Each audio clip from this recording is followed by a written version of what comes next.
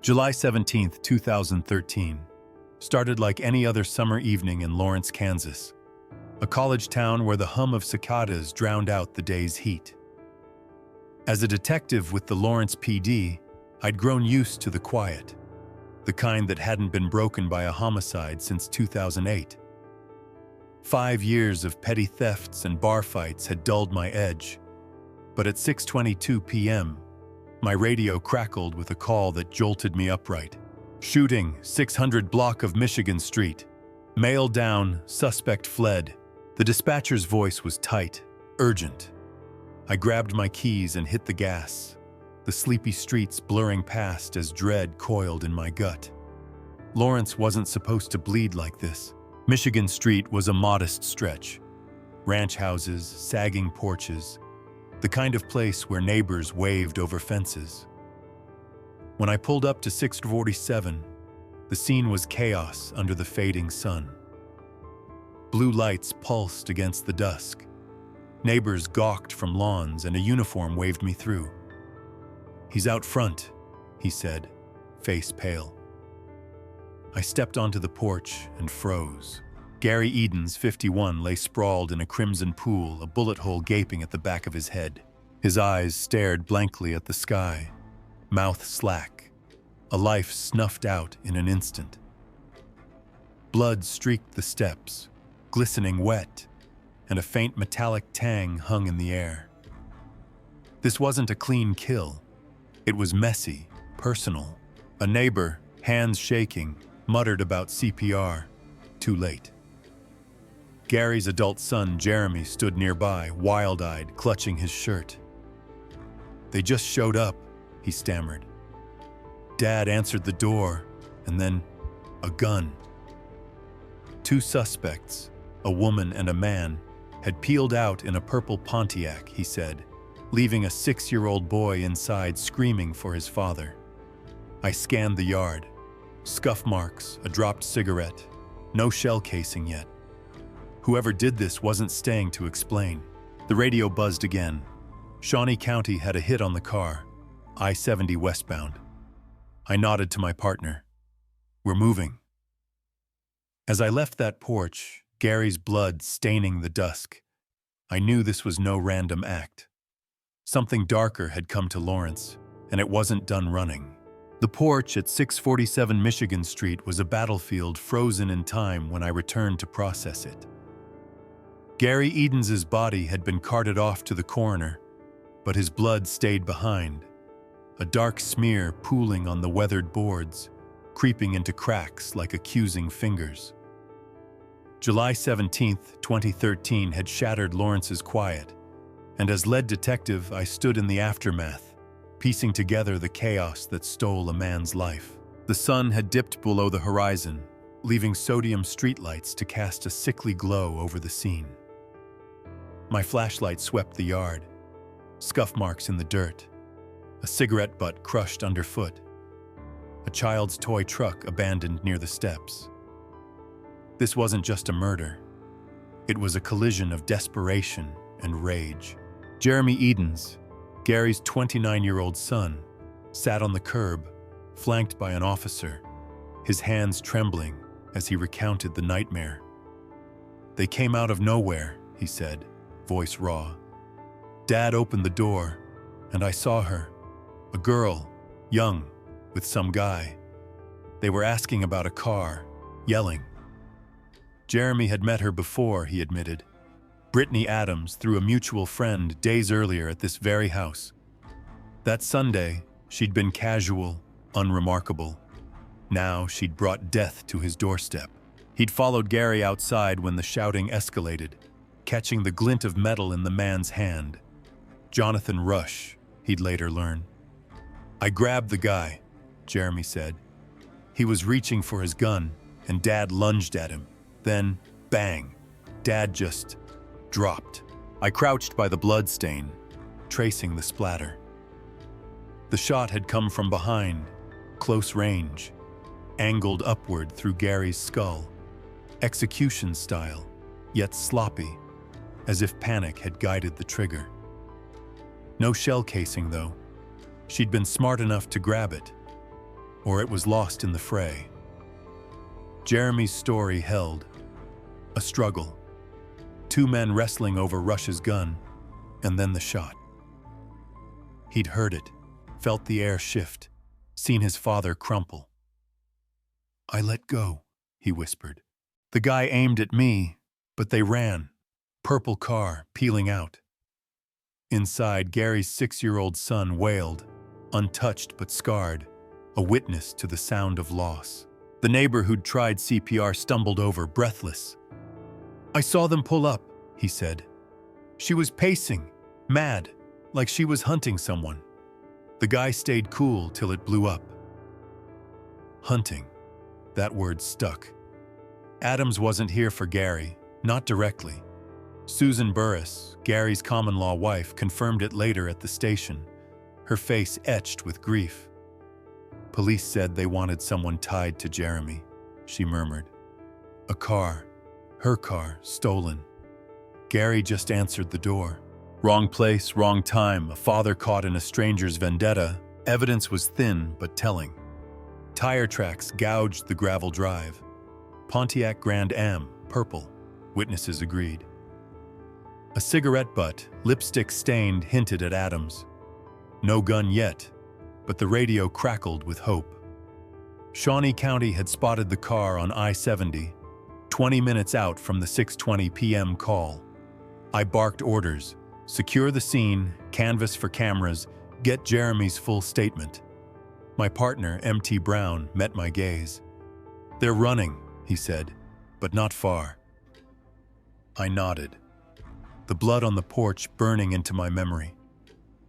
Gary Edens hadn't fought for his life. He'd fought for his son and lost. Whoever Adams and Rush were, they'd left a trail, and I'd follow it to the end. The purple Pontiac Grand Am was our lifeline, a fleeting shadow tearing west on I-70 as Lawrence reeled from Gary Edens' death. July 17th, 2013, 6:40 p.m. 20 minutes after the shot that ended a father's life, my cruiser roared onto the interstate, lights flashing, adrenaline pumping. As lead detective, I'd seen suspects bolt before, but this was different. A young woman and her accomplice, guns in play, blood fresh on their hands. The radio buzzed with Shawnee County's update. A lieutenant had clocked the car near Topeka, weaving through traffic like a cornered animal. "They're ours," I told Brown, gripping the wheel. The chase was on. The highway stretched dark and endless, headlights piercing the dusk as we closed the gap. Witnesses from Michigan Street had pegged it. A loud engine, a dented fender, two figures inside. At 6:50 p.m., word came. The lieutenant had them stopped in southeast Topeka, pinned against a gas station lot. I hit the scene at 7:05, tires squealing. The Pontiac sat hemmed in by patrol cars, its purple paint glaring under floodlights. Brittany Adams, 19, slouched in cuffs beside it, her summer dress crumpled, eyes defiant. Jonathan Rush, 29, glowered nearby, his lean frame tense, hands secured. "Caught 'em cold," the lieutenant said, nodding to a ditch. She tossed something, looking now. The arrest was swift, but the story messy. Brown and I split them, Adams to me, Rush to him. In the interrogation room, Adams was a coiled spring, lips tight, blonde hair tangled. "I didn't mean it," she spat finally, after an hour of silence. "We went for my car. Two bitches took it in Topeka. Thought Jeremy knew." Her voice was sharp, unrepentant, but her story shifted like sand. She claimed Rush drove her to Lawrence, both armed, her gun in her waistband, his in his jacket, to scare answers out of someone. "Things got loud," she said. "Jeremy and the old guy jumped us. I swung, it fired." "An accident," she insisted, but her eyes flickered. Something colder lurked there. Rush's tail clashed. "Her gun went off, not mine," he growled to Brown, sweat beading on his brow. "They were on me, Gary and the kid. I didn't shoot nobody. He admitted the drive, the guns, but pinned it all on Adams. She's crazy, wanted blood. He said she'd chucked her piece out the window on I-70, then his, right before the stop. Wiped it clean first, he added, a detail too precise to dismiss. Deputies scoured the roadside, headlights sweeping grass. At 9:30 p.m., they radioed one handgun, a .38, half buried in mud, wiped, but with traces of blood. Ballistics would take days, but it fit. Gary's wound, point blank, brutal. The car told more. A smashed cell phone in the ditch. Hers, she admitted, tossed to kill the trail. Lipstick on a soda can, a half-burned joint, signs of a frantic escape. Back at the station, Jeremy's statement locked in. She was pacing, yelling about her car. Dad tried to calm it. Then it exploded. No sign Gary or Jeremy knew her thieves. Adams had picked the wrong fight, and Gary paid. By midnight, charges loomed. Second-degree murder for her, assault and firearms for him. But her glare as we booked her, unflinching, almost proud, gnawed at me. This wasn't panic gone wrong. Something deliberate hid in that chaos, and I'd dig until it broke. August turned to December 2013, and Brittany Adams's facade began to crack. Locked in Douglas County Jail, she wasn't the scared 19-year-old she'd played on that Topeka night. As lead detective, I'd smelled the lie in her accident story from the start. Too neat, too hollow against Gary Edens's blood-soaked porch. By the time her preliminary hearing rolled around on December 18th, the truth clawed out, raw and ugly, thanks to a cellmate who'd heard too much. Jessica Eastman, a wiry woman with wary eyes, took the stand, and what she said turned second-degree murder into first-degree premeditation in a heartbeat. She bragged, Eastman testified, voice steady despite the courtroom's weight. 2 nights together, couldn't shut her up. Said she blew his brains out, held the gun to his head, angled it up like Rush told her, to fake an accident. I sat in the back, notebook open, pulse quickening. Adams had spun us a tale of chaos, a stray shot in a scuffle. But Eastman painted a killer who savored it. She laughed about it, Eastman added. Said she told Rush to take Jeremy too, but he punked out. The room stilled. Susan Burris, Gary's widow, gripped her chair, Jeremy's absence a ghost beside her. Adams, in orange, stared ahead silent, her mask slipping with every word. I'd interviewed her 3 times post-arrest, each session a dance of evasion. It just happened, she'd said, hands fidgeting, claiming she'd swung at Gary in the fray, gun firing by chance. But Eastman's words matched a detail I'd buried. The upward angle of the bullet. Precise, not wild. Coroner's report confirmed it. Point blank, back of the skull, a shot that didn't scream struggle. I dug deeper after her hearing, pulling Rush's federal statements. She pulled it from her shorts. He'd told ATF agents, voice flat. Stood there, fired while I wrestled the kid. No accident, intent, cold and clear, and the prosecution pounced. DA Charles Branson and Eve Kemple laid it out. Adams carried loaded guns daily, tucked in her waistband like a habit. She'd wiped the .38, ditched it and her phone on I-70. Acts of a mind covering tracks, not panicking. Premeditation's in the thought, Kemple argued, voice cutting. She chose to shoot, chose to kill. Judge Picorni nodded, amending the charge. First degree meant life, no parole, a noose tightening around Adams's neck. I watched her plead not guilty that day, her jaw set, but the bravado was fraying. January 17th, 2014, she folded. Plea deal. Intentional second-degree murder. 155 months. plus a year for threatening jail guards, snarling at them with venom that echoed her cell boasts. No probation, no motions, consecutive terms. The mask was off.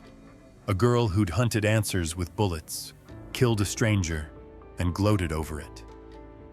Standing in evidence lockup that night, staring at the 38, I saw Gary's face, heard Jeremy's rage.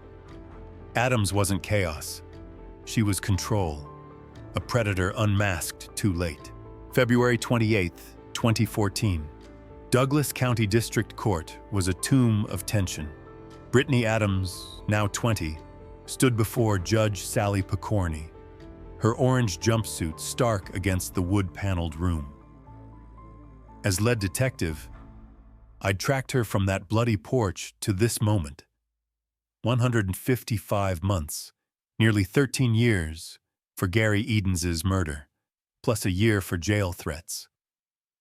The plea deal had shaved off First Degree's life sentence, but the air still hung heavy with loss. Jeremy Edens, in custody for his own crimes, faced her in shackles, his voice a blade cutting through her silence.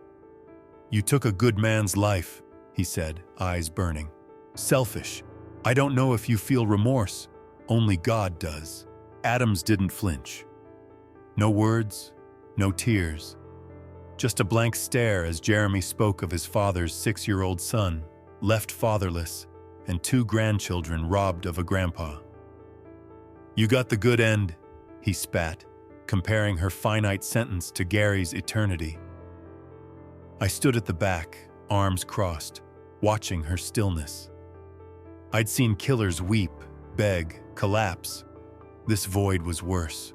Her boasts to Eastman, blew his brains out, echoed in my head, a taunt from a girl who'd turned a stranger's doorstep into a grave. Picorni's gavel fell, 155 months, plus 12 for the guards, violent offender registry for a decade post-release. Justice, but not closure. The courtroom emptied, but I lingered, replaying the case. July 17, 2013 had unfolded like a fever dream. Adams and Rush hunting a stolen car. Gary caught in their crosshairs. Jeremy's struggle, the gunshot, the fleeing Pontiac, all etched in evidence. The 38, wiped and tossed. The tire tracks, her smashed phone. Rush took 40 months federal for his gun. A side note to her carnage. I'd sat through her interviews, her lies of accident unraveling under Eastman's testimony. She planned it, Brown had muttered after the plea. Stood there, pulled the trigger. The upward shot, the disposal, premeditation masked as chaos. Susan Burris approached me outside, eyes red. "He didn't deserve this," she whispered. I nodded, no words enough. Gary answered a door and died for it, a casualty of Adams's rage. Her silence in court wasn't shame. It was defiance, a final spit on his memory. Driving home, Michigan Street loomed in my mind, its quiet shattered forever. Justice had spoken, but the horror lingered, a weight I'd carry beyond the badge. Gary Edens's murder rippled beyond the courtroom, a stone dropped in Lawrence's still waters. By March 2014, Brittany Adams was a number in a cell, her 13-year sentence a footnote to the wreckage she left. As lead detective, I closed the file, but the case clung like damp rot. First homicide since 2008, one of 3 in 2013, a crack in our town's veneer. Gary's blood on that porch wasn't just a crime scene. It was a mirror, reflecting a violence too close, too random, too young to fathom. A 19-year-old with a gun, a father dead, a family fractured. What did it teach us? Lawrence wasn't Compton or Chicago. Homicides were rare, a 5-year gap broken by Adams's bullet. But 2013 marked a turn. Larry Hopkins shot his wife in November. Marcy Cully stabbed her boyfriend Christmas Day. 3 deaths, 3 killers, no pattern but the loss. Gary's stood out, senseless, a stranger's wrath spilling over. Susan Burris's words haunted me. He just answered the door. Jeremy's too, a 6-year-old son, grandchildren, a life snuffed for nothing. Adam's motive, her stolen car, never touched Gary, yet he paid. It was chaos with a trigger, a lesson in how thin safety lies. The town shifted after. Neighbors locked doors, eyed strangers, whispered about that girl. Adams's silence, her jailhouse boasts, fed a quiet fear. Violence wasn't just out there. It was here, in a summer dress, on a familiar street. I saw it in the stats. Youth crime ticking up, guns too easy to grip. She'd carried 2 that day, routine as keys. Rush, a felon, had his own. No grand conspiracy, just recklessness with a body count. We'd caught her, sure, but prevention? That gnawed at me. 1 call, 1 knock, and a family's gone. To Gary's kin, I offer no platitudes. Your pain named her sentence. To Lawrence, I say, see the cracks. Anger unchecked, guns untracked, lives too cheap. Adams's echo lingers, a call to guard what's fragile. For me, it's Michigan Street at dusk, blood underfoot, a reminder to keep digging, keep asking, lest silence claims more.